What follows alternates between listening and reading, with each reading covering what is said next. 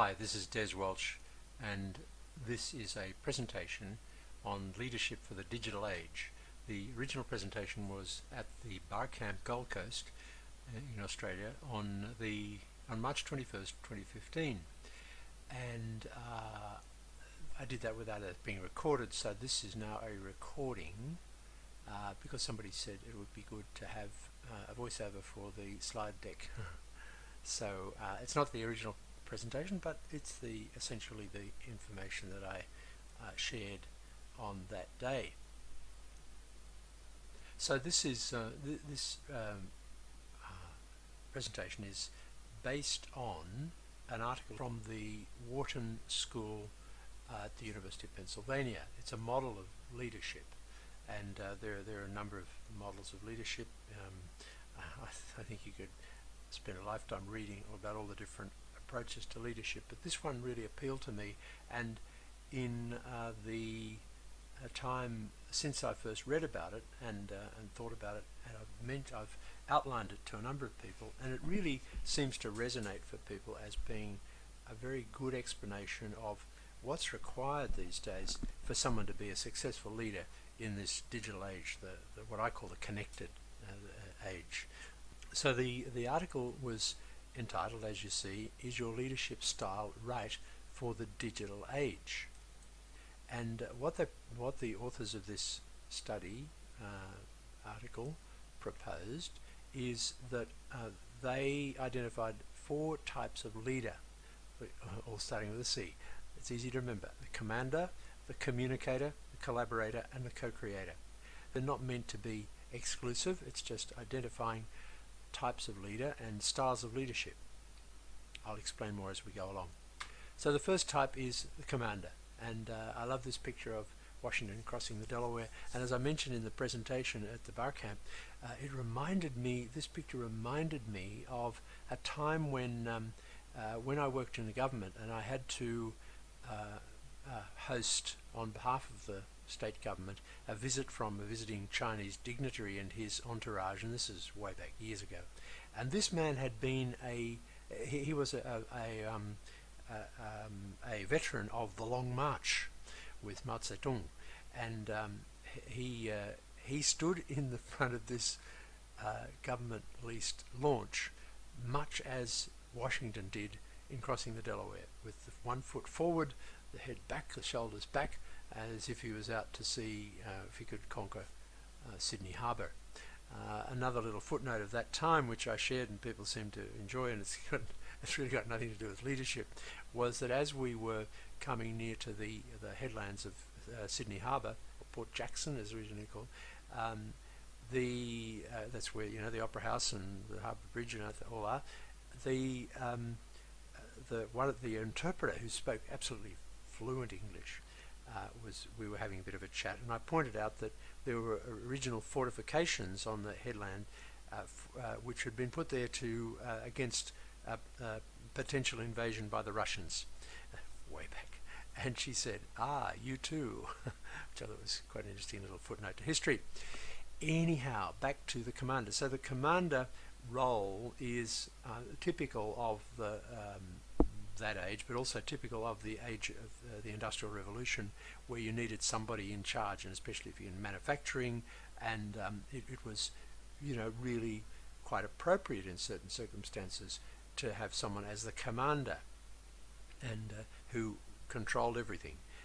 And then as we moved into, I guess, the 80s, this is my take on it and not so much what the authors of this study are saying, we had much more of the communicator. Now I know Obama is more recent, but the leadership through communication. Now whatever you think of Obama and his leadership, I don't think anybody would dispute that he is a very effective communicator, and his taking the presidency was, as I see it, a lot about his communication ability. So you have these leaders who, and I remember when I was in a CEO role in the 80s, and I prided myself on being a communicator. When I say prided myself, I really saw that this was a different kind of leadership from maybe the ones that I'd experienced in earlier years from commanders of various kinds from school days on.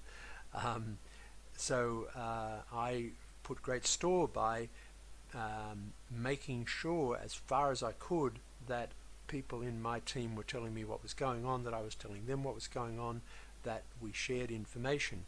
And at one stage, there was, and I mentioned this in my presentation, there was the organization that I was running was under a lot of pressure from the media. I was under pressure from the board, and pressure was a daily reality, more so than usual. And and staff were getting queried at, when they were in their ordinary kind of family or social life on weekends and so on Monday mornings. I used to make sure first thing Monday morning we had everybody in. There was about 20 or so people in the staff, and we'd all gather around the big board table in the room, and everybody was allowed to tell us what was going on from their point of view, and then I would tell them what the, not so much the party line was, but how the situation was as far as I could tell them. And the idea was to maintain a kind of more upbeat approach than if they'd been allowed to just be concerned with the negatives and sharing all the negatives that they'd heard maybe over the weekend, and maybe criticism of people that they were still working there. So that seemed to work quite well, and in fact when I moved on from that role I was given some good feedback about the leadership that I'd shown from the staff, maybe not from the people higher up, but from the people that I really cared about, which were the people who were reporting to me. So that's the communication role. And you know, whether you are primarily a commander or primarily something else, then we all have to communicate in some way. We'll have to have that, some of that communication role. So the next style of leadership or type of leader is the collaborator. And I see the late Steve Jobs as being a collaborator. Now, people obviously, what was somebody, a review of a book about him the other day said he was something like he was difficult, but he wasn't an a-hole.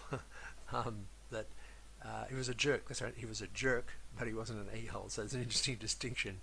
That he was obviously difficult in many ways to get on with, but he was genius in so many ways, and he clearly collaborated with people developing products, developing marketing, and so on. And he was very much, obviously, a hands-on kind of leader, even though I gather he wasn't so much in the programming side of things, or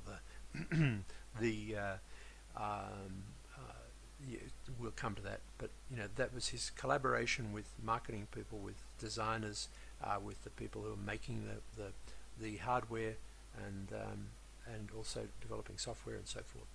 He collaborated, and that's much more. So we've actually crossed a dividing line in the course of this. We've gone from the 1980s into the 1990s, and then into the 21st century, where we've got the digital age upon us, and more, and that needed more of the collaborator, and not quite so much of the commander or even the communicator. So then we move to the fourth type of leader or style of leader. Whether it's a type of leader or style of leadership, I'm not sure. But the fourth type is the co-creator. And I was trying to find an image of a co-creation, and I thought, well, you know, this is a very Australian image. This is a surf life-saving boat. They don't use these so much except for competitions now, but to take one of these boats out into the surf and bring it back without it capsizing takes a huge amount of cooperation.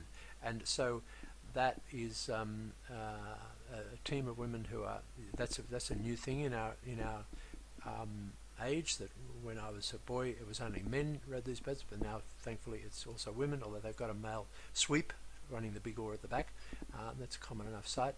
But here is this group of people, and everyone counts. If one of those people loses their grip, they're in trouble. And that's the kind of businesses that are building up now. You have much more of the co-creator, the CEO, the managing partner, whoever it is in there with everybody else, and actually helping to make whatever it is, the product, the services, and they are informed.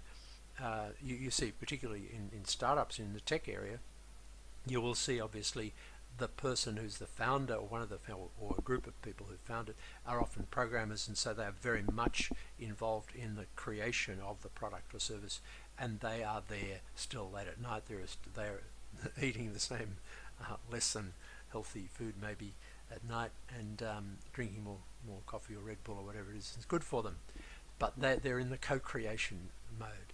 Now,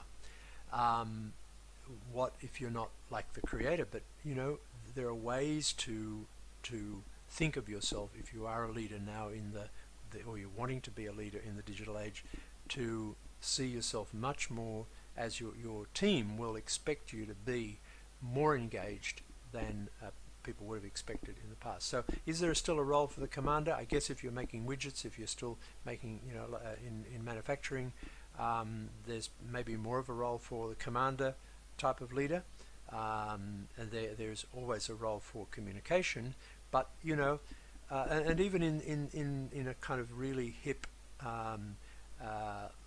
flatly organization, non-hierarchical, collaborative and co-creating team, there will be times when someone says, will someone make a decision? And that's when the leader has to step up and say, okay, I've listened to everything, we've had consultation, time for talk's over, this is what we're going to do, bump, bump, bump.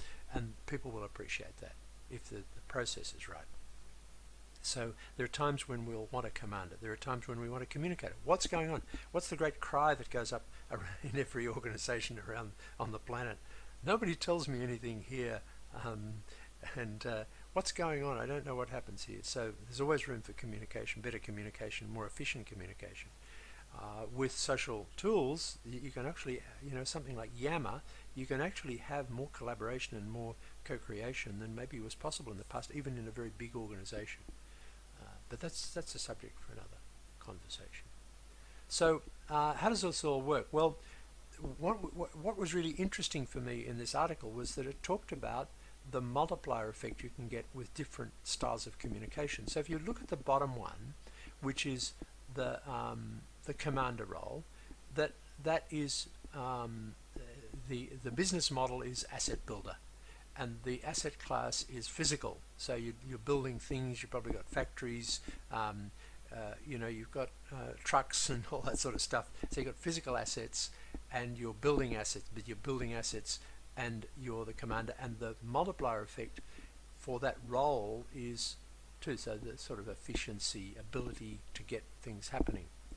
When you move into a different style of business, much more emerging as we come into the 21st century, is the service provider, then your asset class is human. It's the people you have working for you, with you, who are your real asset, not so much the physical assets of a previous industrial era.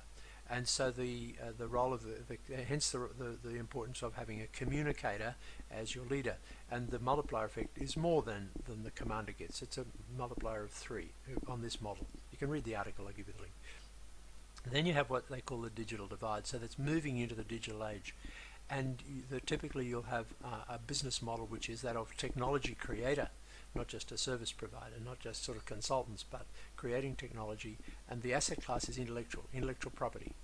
And the role of the leadership style most appropriate for that, this is kind of appropriate leadership styles for these different different business models and asset classes. So the commander, communicator, now we have the collaborator, which is where the consultants or the people in a firm creating the intellectual property, developing new systems, developing new technology, whatever it happens to be, expect their leader to be able to help them in an informed way, and not just to be kind of the person in the corner office that they never see, who issues commands via email or something. And the multiplier effect there, interestingly, is 5.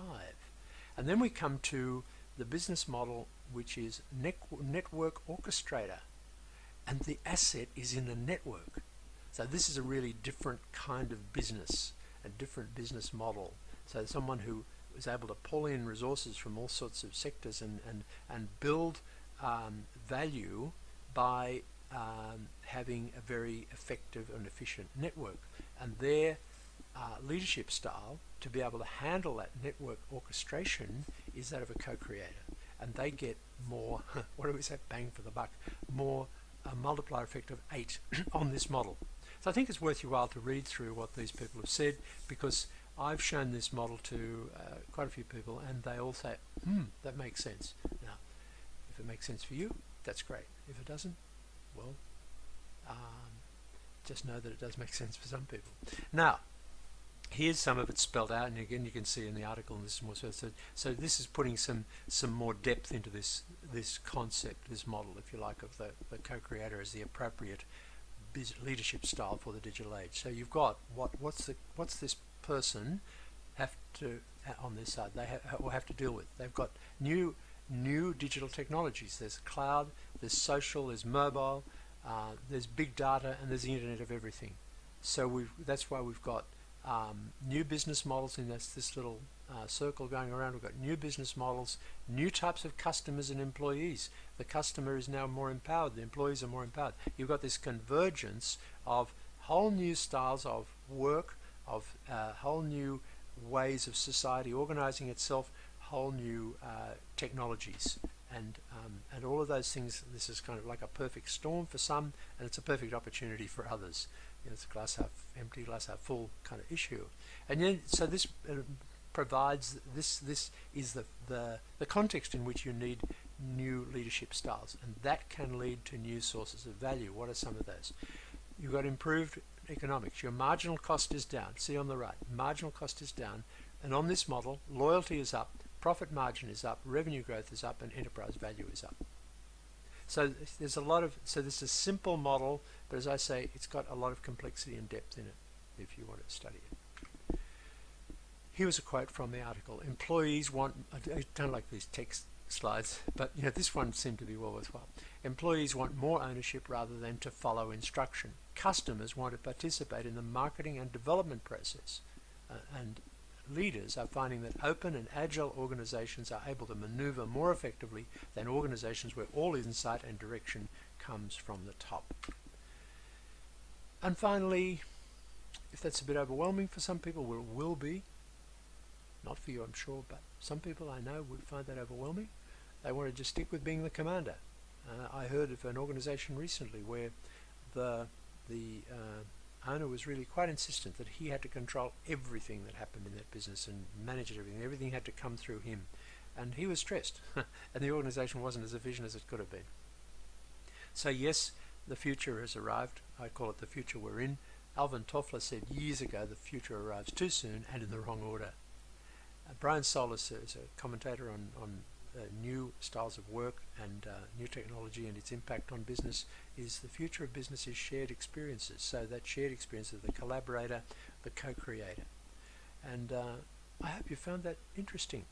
So there's the article, Is Your Digital Style Right for the Digital Age? Leadership Style Right for the Digital Age, and that's in Knowledge at Wharton, University of Pennsylvania, article, The Right Leadership Style for the Digital Age, and there's a short link there. The credits for the images I've used, and that's me. And if you want to get in touch and discuss any of these things, I always love a good conversation about leadership, and I have some packages of services that I can provide if anybody wants to talk about the possibilities of helping with your leadership issues in your business or your not-for-profit organization. You can find my website, deswelch.com, and my blog there, deswelch.com. The blog, you can have the link in the navigation bar. There's my LinkedIn site, and there's only, there's a few Des Welches around, but I'm not the CEO of Herbalife, and I'm not the Canadian playwright. I'm Des Welch, who lives in Australia and is an executive leadership coach. And my Twitter handle is Des Welch, @DesWelch, so I got in before any of them. And that's my email address, coach@deswelch.com. So if you'd like to contact me, I'd be very happy to hear from you. And I hope you found that useful. Leave a note on the YouTube page a comment if you found it useful or mystifying. This has been Des Welch with a presentation on leadership for the digital age. Bye now.